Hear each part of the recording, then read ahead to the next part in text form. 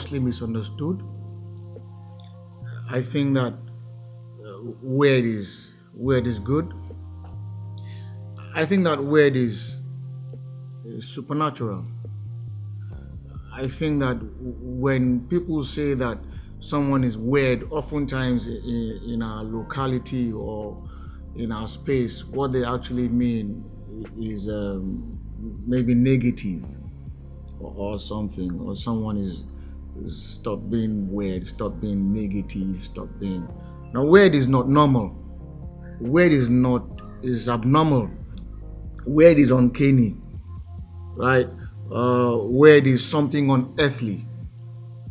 Basically, that's what weird is. Sometimes you can look at weird in terms of being bizarre or something, but by and large, weird is fantastic.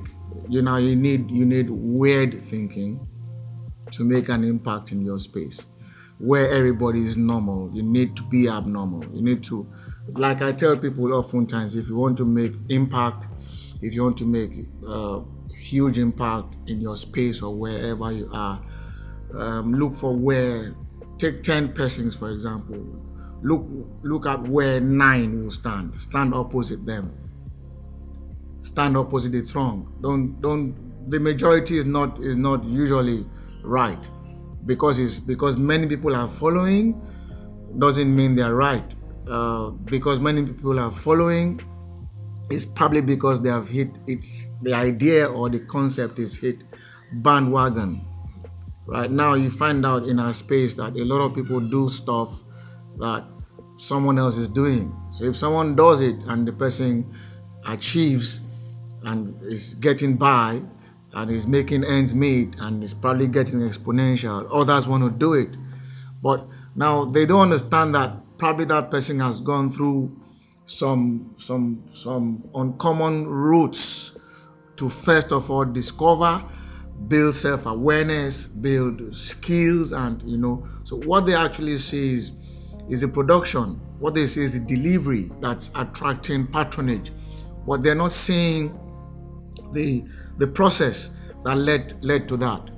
So basically, when people say weird, I think that they don't really understand what weird means. I'd rather be weird. Okay. Okay. Someone said. Well, how did it go now? He said if all of us are thinking alike, then we're not really thinking. Someone said that, and that was quite fascinating for me. Warren Buffett said something about if you want to be rich, you can't be normal. You can't be normal to be rich, which means that there's a path that the majority will toe. Now it's usually those who are doing things in the extraordinary, okay, and of course really up there there's room, but it's down here that is convoluted, saturated. But up there is so it's for you need to be weird to get out of the pile. You need to do things beyond normal. You need to do things that others are not willing to do. Okay, so there's a price that is attached to being weird, but that price usually is phenomenal, is remarkable. It's highly productive, and that means accomplishment. There's no one path to greatness or to success. I believe that each person needs to find their spark. I believe that each person needs to discover who they are. I think it was Carl Gustav Jung that said that if the path you're walking seems so easy, you're probably walking on another person's path. I think if you're going to have to build a system around it, it has to be your own system. First and foremost, it has to be your own system, and you have to ensure that that system solves problems. If you have a system that caters to, or that caters for, or that solves the problems of 1,000 persons, right? You get patronage from 1,000. If you solve 1 million problems, you get patronage from 1 million, right? And so the idea is that the market is exponential now. So the idea is that if you have 1 million, if you have a solution for 1 million persons, you probably have solution for many more and all of that across the globe. So if you ask me what's the template or the template for being weird, which means for being successful, I think that the template lies within you. And this template you need to find, you need to discover, because you can't do things normal and achieve the abnormal. You can't do things ordinary and achieve the extraordinary. You need to do things phenomenal to be phenomenal. You understand? Brendan Burchard, I don't know if you heard about him. He was saying some things about dumb goals. That I rather set dumb goals than set smart goals. Yes, because he said that smart goals are not set by. He said it's not smart goals that went to the moon. I think he said something like that. So he said dumb goals, D-U-M-B. He said the D is dream driven, the U is uplifting, the M is method friendly, and the B is behavior driven. Now what he meant by that is that, okay, like this guy Dan Payton, I think I got that name right. He said he doesn't believe in anything work-life balance. That work-life balance does not achieve the phenomenal. It's average and just getting by or something of that sort, if I understood him. So if you have to be weird, it means you need to set dumb goals, right? You need to set goals that are driven. You need to set goals that are dream driven, that are beyond normal. And that means that you must first get your hands dirty. You probably have to separate yourself from the throng. Yes, you have to, not even probably. Get away from the majority, okay? Find your own space. And in the process of doing that, because your thoughts are weird, your actions will be weird, your thinking will be weird, your processes will be weird, and you find out that not a lot of people will align with you. The moment you begin to go in that route, a lot of people will separate themselves from you. So in the process, you must have separation, you must have big dreams, you must have phenomenal mindset, your thought process is divergent, you're not thinking like others are thinking.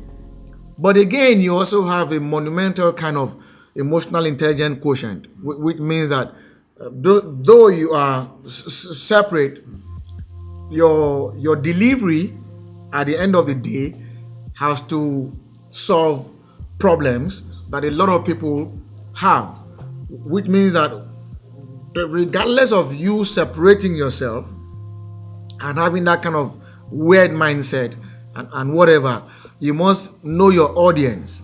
You must know your market enough to know what they need and what they desire.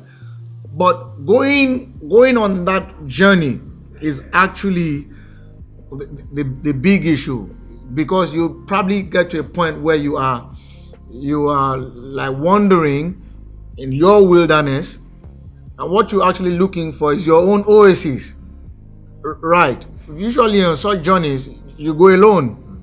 You don't go with people because people don't want to go with you. Which now brings the question of, for you to achieve great stuff. Now, first of all, you are weird. People don't understand your flow. Yes. But you actually need people to achieve certain objectives or certain... Absolutely, yes. So now, people label you weird. They don't understand you. They don't seem to know, because you are different from the crowd. Yes. Now, how do you balance that? Now, I read something from Covey. It talked about 3 levels of human relationships. It talks about dependence, it talks about independence, it talks about interdependence. Dependence, you're not really adding much value because you're depending on others for whatever. Now, independence is you can't play in interdependence unless you're independent, which means you're bringing something to the table. Is that right? Now, if you have value, it doesn't matter. People don't ask how you got the value. What people want to know is you have value, you have something that can solve my problems. Oh yes, why not? They're not thinking about how you went about it till today. How many people can tell us how Zuckerberg came about Facebook? Of the billion users that are on that platform, how many can tell the story of how he got to where he is? And the journey continues for him. You understand that continuously I think that app is one of the most updated apps, either weekly or fortnightly, and each update is not less than 52 or 50 something megabytes, because he has a consistently weird thought regarding that app, that idea. So it's weirdly insane to seeing that app. So and that mindset opens you up in a V. When you talk about a V, you're starting from this point and you keep on expanding and expanding and expanding. So basically, if I got you right, it actually has a lot to do with the value you're bringing to the market, to the space. You understand? You're disrupting. That's what it means when you're disrupting something. So the moment people find out that, oh, what you're doing, what you have is better than what used to be, it looks seamless to them and all of that. What do? They latch on to you. You understand? I keep saying that it's not easy. It's difficult to achieve easy. Yeah, it's difficult to achieve easy. In this part of the world, unless you have data issues, unless you have network issues, if you go on Google will give you an answer. But some persons are paying the price. Some people are ensuring that Google works, that those platforms work. You understand that? So what they deliver to you is seamless in operations, user-friendly, and all of that. But to get to that point, some people had to get their hands dirty. Some people got their bones broken. Some people got their thoughts disrupted. Some people got platforms disrupted. Some people got things done weirdly, insanely different from the way it's been done. It's a disruption. So, but the moment you have that, you have success. You have something successful. You have something phenomenal. You have something remarkable. Everybody wants to align, or let me say, the majority want to align with something that's successful, to something that's phenomenal. Is that right? So you may not have friends, but of course you have partners, you have users, you have followers who are looking to benefit from your invention, because it's an invention. But when it was an idea, when you spoke it, come on, people question it. Whoever did that, is that possible? And all of that. But until you now bring it to the marketplace, after going through the rigors of building, of developing, of adding, removing, and all of that, and it becomes a value, top-notch value, then people don't have a choice. They have to latch onto it.